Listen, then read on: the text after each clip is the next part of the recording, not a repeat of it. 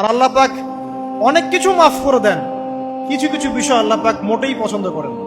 তার মধ্যে একটা হচ্ছে অহংকার, তার মধ্যে একটা হচ্ছে শিরক, তার মধ্যে একটা হচ্ছে অন্যের হক নষ্ট করা, তার মধ্যে একটা হচ্ছে আদম সন্তানকে হত্যা করা, তার মধ্যে একটা হচ্ছে বৃদ্ধ বয়সে ব্যভিচার করা, তার মধ্যে একটা হচ্ছে মুরতাদ হয়ে যাওয়া। ওই যে খ্রিস্টান হয়ে যাচ্ছেন না, খালি মরেন তারপর বুঝবেন, খালি মালাকুল মউত আসুক তারপর বুঝবেন।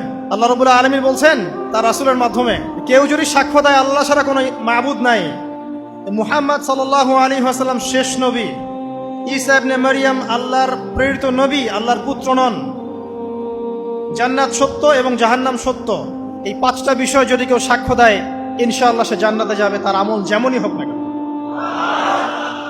টাকার বিনিময়ে, চাকরির বিনিময়ে, সমাজসেবার নামে আর চিকিৎসার নামে ঈমান বিক্রি করে ফেললেন, সুবহানাল্লাহ সুবহানাল্লাহ।